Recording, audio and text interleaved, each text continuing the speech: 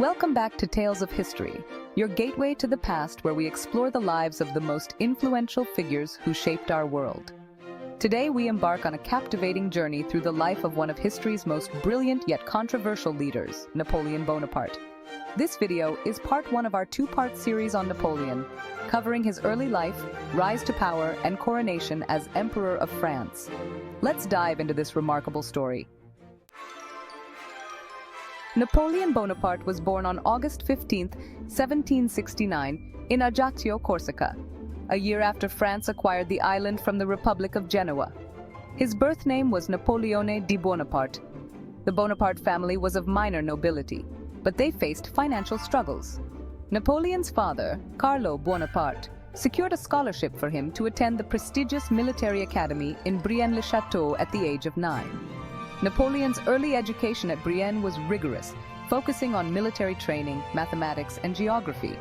Despite facing ridicule for his Corsican accent and small stature, Napoleon excelled academically and developed a keen interest in military strategy.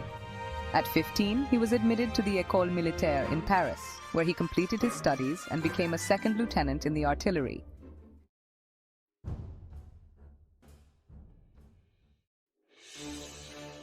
The French Revolution erupted in 1789, radically altering the political landscape of France. Napoleon aligned himself with the Jacobins, a radical political faction advocating for republicanism and the overthrow of the monarchy. During the Reign of Terror, led by Maximilien Robespierre, Napoleon's career gained momentum.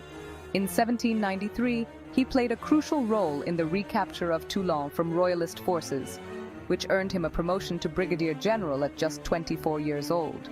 However, the fall of the Jacobins in 1794 and the subsequent Thermidorian reaction saw Napoleon briefly imprisoned for his association with the radical faction.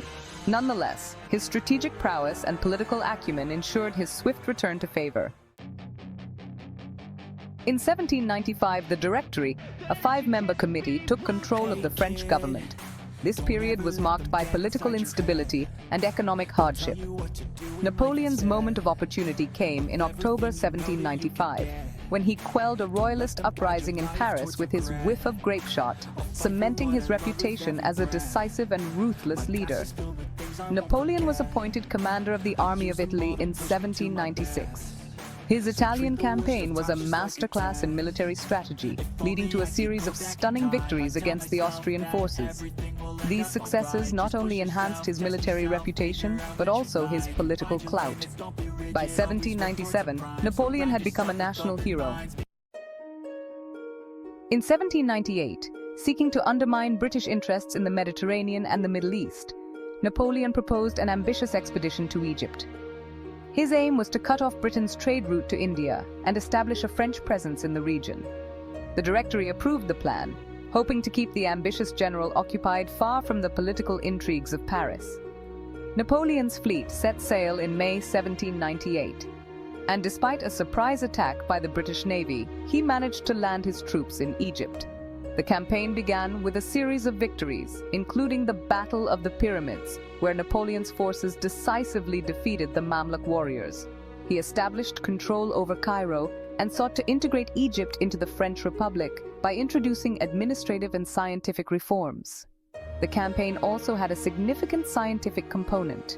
Napoleon brought along a team of scholars and scientists known as the Commission of Sciences and Arts to study and document Egypt's rich history and culture. This expedition led to the discovery of the Rosetta Stone, which later proved crucial in deciphering Egyptian hieroglyphs. However, the campaign faced serious challenges.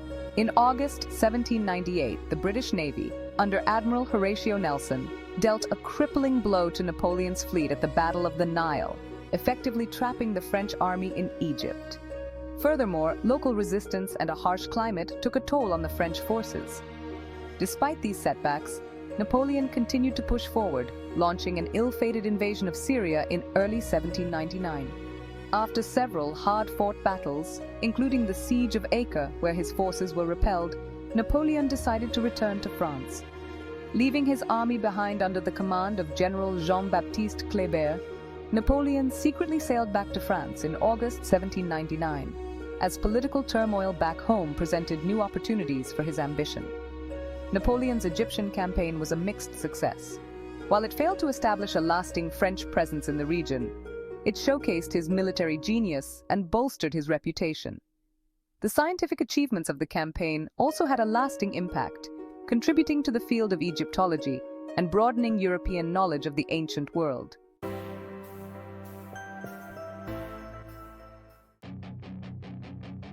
In 1799, France was on the brink of chaos. The Directory was weak and corrupt, and the country was facing threats both internally and externally. Seizing the moment, Napoleon returned from his Egyptian campaign and orchestrated a coup d'état on November 9, 1799, known as the 18 Brumaire. He established the consulate, with himself as first consul, effectively becoming the dictator of France. Napoleon wasted no time consolidating his power. He reformed the administrative structure, curbed the power of political factions, and centralized authority. By 1802, he had declared himself first consul for life, setting the stage for his eventual rise to emperor. Napoleon's tenure as first consul was marked by extensive reforms aimed at stabilizing and modernizing France. He implemented the Napoleonic Code, a comprehensive set of civil laws that eliminated feudal privileges and promoted meritocracy. He also reformed the education system, establishing lycées or secondary schools to train future military and administrative leaders. Economic reforms included the creation of the Bank of France and the introduction of a stable currency. Napoleon also focused on infrastructure, building roads, bridges, and canals to enhance trade and communication within France. Despite his focus on domestic reforms, Napoleon's military ambitions remained undiminished. He led successful campaigns against Austria and Prussia, culminating in the Treaty of Luneville in 1801 and the Treaty of Amiens in 1802, which temporarily brought peace to Europe. However, the peace was fragile, and tensions with Britain soon resurfaced. In 1803, the resumption of hostilities with Britain marked the beginning of the Napoleonic Wars. Napoleon's military genius was on full display as he achieved significant victories, but these wars also set the stage for future conflicts and his eventual downfall. Napoleon's ambition knew no bounds. In 1804, he moved to solidify his control and legitimize his rule. He held a plebiscite, which overwhelmingly supported the establishment of the French Empire. On December 2, 1804, in a lavish ceremony at Notre Dame Cathedral in Paris, Napoleon crowned himself Emperor of France. The ceremony, attended by Pope Pius VII, was a symbolic act of self-assertion, reflecting Napoleon's belief in his destiny and the divine right to rule. The establishment of the empire marked a new chapter in French history. Napoleon's coronation was a spectacle of grandeur and power, designed to legitimize his authority and signal the dawn of a new era. Thank you for joining us on this fascinating journey through the early life and rise of Napoleon Bonaparte. From his humble beginnings in Corsica to his crowning as Emperor of France, Napoleon's story is nothing short of extraordinary. But this is only the beginning. Stay tuned for Part 2, where we will explore his reign as Emperor, the Napoleonic Wars, and his eventual downfall. Don't forget to like, share, and subscribe to Tales of History for more captivating stories from the past. Until next time, keep exploring history